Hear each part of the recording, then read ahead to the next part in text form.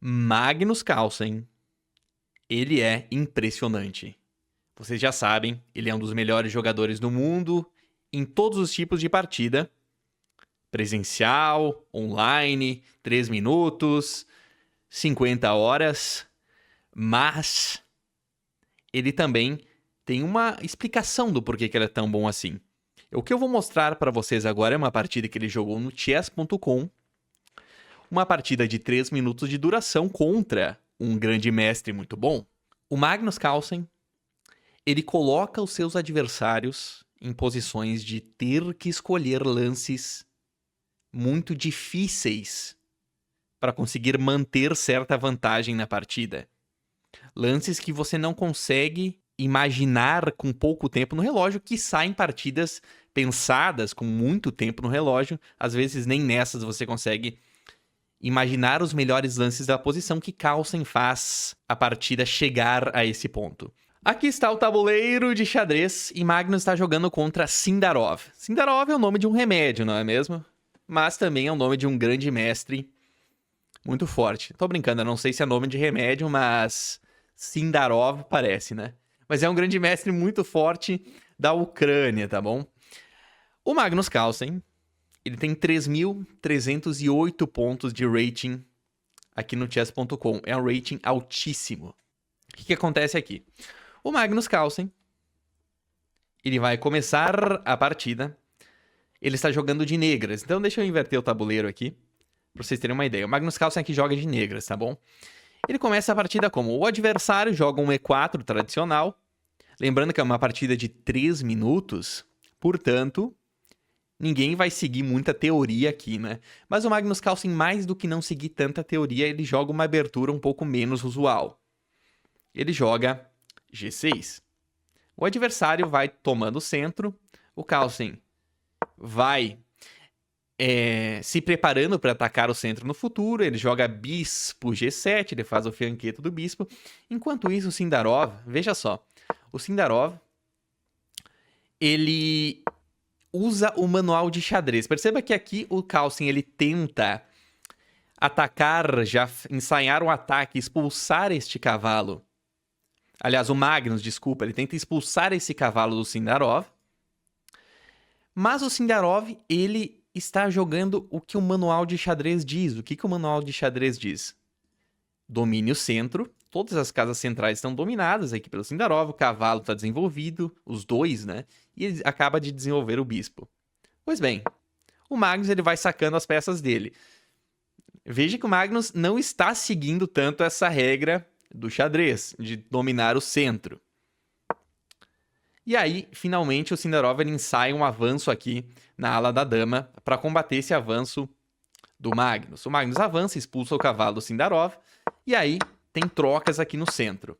O Sindarov, depois das trocas, ele permanece com um centro muito forte, enquanto o Carlsen ensaia essa jogadinha bonita aqui. Claro, para os grandes mestres, eles claramente observam aqui que você não pode tomar esse cavalo. Rapidinho, eles observam, né? Mas para quem não conhece, quem não está tão familiarizado com o xadrez, se você tomar esse cavalo, claro, cai a sua torre lá do outro lado do tabuleiro.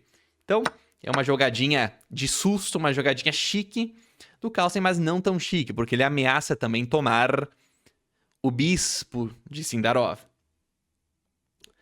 Então, o que o Sindarov faz? Ele recua esse bispo. E o Carlsen, ele avança então o peão para atacar o centro, para tentar desmantelar o centro do tabuleiro do Sindarov. O Sindarov faz o avanço do peão, bloqueia completamente aqui. Repare, né, que nessa posição o Carlsen ainda não pode tomar o cavalo por conta do mesmo tema lá na torre. Então o Sindarov ele avança o seu peão, bloqueando completamente aqui o bispo do Carlsen, tá? O Carlsen, então, ele faz um avanço um pouco chato com esse cavalo dele aí. E aí, opa, passei muito rápido. Aqui o Sindarov tenta oferecer trocas. O Carlsen, ele avança aqui. O Carlsen oferta a tomada em passant, né? Que é possível tomar aqui em passant, mas daí ficaria com o centro muito desgastado aqui. O Sindarov não é um lance muito adequado, né? Com dois peões isolados ali. Então aqui, o Sindarov ele avança seu peão. O Carlsen vai tirando as peças do jeito que dá. E o Sindarov dá esse cheque. Bom, agora você entende o porquê que o Sindarov fez esse lance de peão, né? Esse lance é inocente, mas na verdade é pro Sindarov dar um cheque aqui no Carlsen. Aqui o que o Carlsen poderia ter feito, né? Tranquilamente, defender com bispo D7 aqui. Você joga bispo D7 e você pode trocar as peças aqui, tá tudo certo. Mas o Carlsen, ele provavelmente aqui ele tem um erro, ele tem um mouse sleep. Ele se engana, ele faz um movimento equivocado e joga o rei lá para F8. Veja que aqui o Carlsen já fica muito pior, olha a barrinha ali do lado. Rei F8 significa então que Carlsen já não tem mais o roque para fazer. Ou seja, será que o Sindarov ele consegue, ele vai perder essa partida? Será que ele vai perder essa partida? É inacreditável. Veja que agora o Sindarov roca. E o Carlsen está numa situação muito preocupante. As peças do Carlsen estão muito presas, estão muito claustrofóbicas. Portanto, o que o Carlsen deve fazer agora é ofertar trocas. Ele oferta, então, a troca do cavalo, ele toma o cavalo. E aí, o Carlsen tenta desesperadamente sacar as suas peças. Né? Aqui o Sindarov ameaça o bispo do Carlsen. O Carlsen recua. E o Sindarov vai fazendo os lances dele. Aqui eu achei engraçado uma coisa. Por quê? O Carlsen ele joga H6. Ele tenta atacar, então, este peão aqui do Sindarov. E o Sindarov simplesmente recua o seu cavalo. Não entendi o porquê que ele recuou esse cavalo. Realmente não entendi, não saquei. Porque é um lance que deixa o cavalo dele muito passivo de maneira desnecessária, né? Portanto, o Carlsen, então, ele vai jogando aqui. O Sindarov, ele oferta a troca das damas. O Carlsen, ele joga esse lance. Bom, é aqui. Pessoal, olha só. O Carlsen aqui, ele se aproveita de um tema na posição do Sindarov. Ele joga cavalo C3. Veja que esse lance está atacando a torre do Magnus Carlsen, do Sindarov, desculpa. Esse lance ataca a torre do Sindarov e ataca também o bispo. Olha só, como você defenderia essa posição? Você tem um lance aqui que é muito óbvio, que é torre A1, tirando a torre da mira do cavalo e defendendo o bispo. Veja que esse lance foi o que o Sindarov jogou, mas é o lance incorreto da posição. É o lance que traz uma posição de empate, por incrível que pareça. Aí que tá a magia do Carlsen. O Carlsen obriga o oponente a pensar em lances muito complexos para manter uma vantagem. Perceba aqui, de acordo com a barrinha, que o Carlsen, ele tem... O Sindarov, ele tem uma vantagem com relação ao Carlsen. Então aqui, qual seria o lance correto? Olha que absurdo o que o Sindarov deveria encontrar aqui. Ele deveria jogar dama por D8, trocar as damas. Aqui só tem um lance possível, que é retomar de torre. E aí, ele deve jogar, sabe o quê? Bispo A3. Entregando uma torre, entregando um bispo aqui do lado. Supondo que o Magnus, então, tome o bispo gratuito. Porque é melhor que você tomar uma torre, né? E depois ter o seu cavalo retomado. Aqui você somente ganha qualidade, né? Porque a torre é melhor que o cavalo, mas aqui você está entregando um cavalo para uma torre. Então, vamos supor que o Magnus, ele tomasse o bispo, que aqui é um bispo gratuito limpo.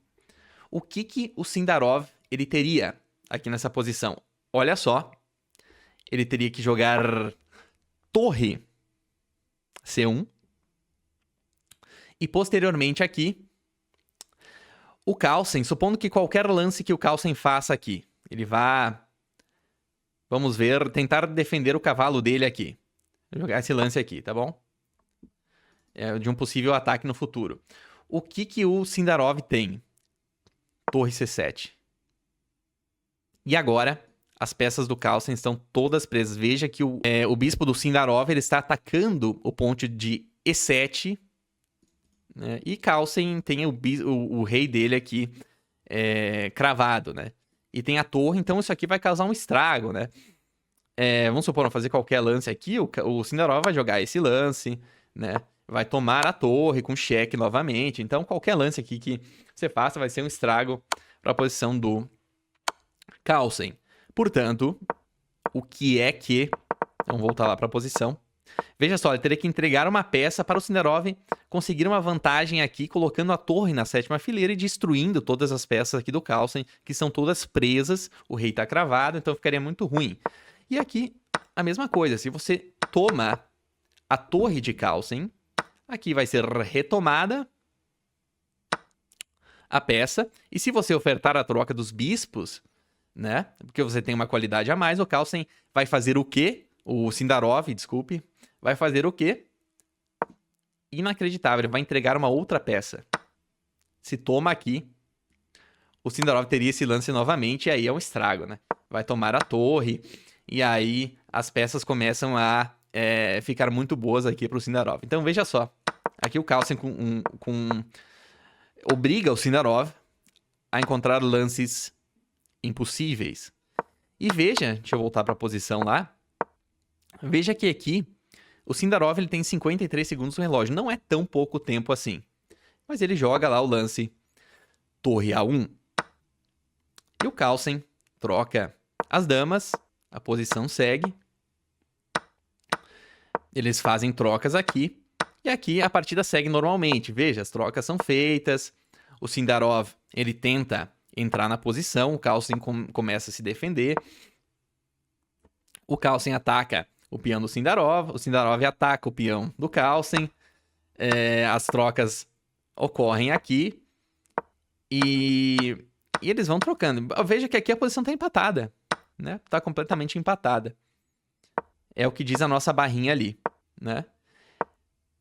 Bom, observe que aqui nós se encaminhamos para um final onde a posição está completamente empatada. O Sindarov ele tem 5 segundos no relógio, enquanto o Carlsen tem 12. Não é uma diferença tão grande. Afinal de contas, cada lance aqui, você ganha 1 segundo de acréscimo por lance que você faz.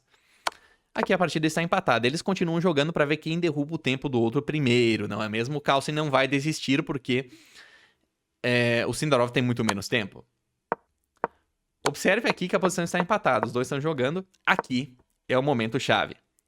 O Carlsen ele oferta as trocas das torres. O Sindarov ele não aceita essa troca por algum motivo muito estranho. E aí é o erro do Sindarov que faz o Carlsen ficar com vantagem na partida. Será que o Carlsen consegue reverter essa vantagem? Veja. Por que ele deveria ter trocado as torres aqui, o Sindarov? Porque você vai ter 2 peões contra 2, a partida está empatada. Mas veja que não é tão simples assim. Nessa posição, se o Sindarov tenta vir atrás dos peões do Carlsen, o Carlsen vai tomar esse peão, o Sindarov toma o dele. Aí o Carlsen toma o último peão do Sindarov. E no momento que o Sindarov vai pegar o último peão do Carlsen, o Carlsen tem esse lance, rei G4, defendendo o peão. E vai ser promovido sem menores problemas. Aqui o Carlsen está ganho. Então observe que nessa posição, olha que coisa incrível, nessa posição o que o Sindarov deve fazer é avançar o peão. É um lance sutil para H4, porque agora o Carlsen é obrigado a tomar esse peão, senão ele vai perder, né? O peão pode ser promovido. Então ele vai tomar esse peão. Agora sim, o Sindarov vai atrás do peão de D4 do Carlsen. E o Carlsen vai atrás do último peão do Sindarov. Veja que depois das trocas, o Carlsen não consegue mais defender por causa daquele lance sutil de peão que a gente viu antes. Então, ainda assim, não era tão fácil para o Sindarov encontrar, mesmo que ele trocasse as torres aqui. Então, veja a posição que o Carlsen coloca os seus adversários, mesmo com pouco tempo no relógio. Então, aqui, depois de o Sindarov recusar a troca das torres, o Carlsen ele vai assumindo o controle da posição. Veja que aqui é um peão contra um, mas o Carlsen ele vai facilmente conseguir tomar o peão do Sindarov ou promover o seu. Olha que o Carlsen está quase promovendo o peão dele aqui, ó. É tchan e tchan, né? E tem a torre, inclusive, defendendo, né, o peão da promoção. Então veja que aqui não tem mais o que fazer. Foi trocado as peças e o Sindarov ele se obriga a trocar, entregar sua torre e aqui acabou a partida, porque o Carlsen vai tomar esse peão, né? E depois dá um mate de rei e torre. Olha só que absurdo o que o Magnus consegue fazer com o Sindarov. Eu tenho até curiosidade de ver como é que ficou a revisão dessa partida aqui. O Carlsen, ele fica com 86% contra 84% do Sindarov. Né? Então, eu acho que eu não vou conseguir mostrar pra vocês. Mas assim, o Carlsen simplesmente destruiu Sindarov, né? Com uma posição inferior tinha o Carlsen, né? E consegue ganhar. Então, esse é o Magnus Carlsen. Então, veja, se você quiser ser bom jogador, tem que colocar os seus adversários em situações onde eles precisam encontrar lances muito difíceis se quiserem progredir na partida.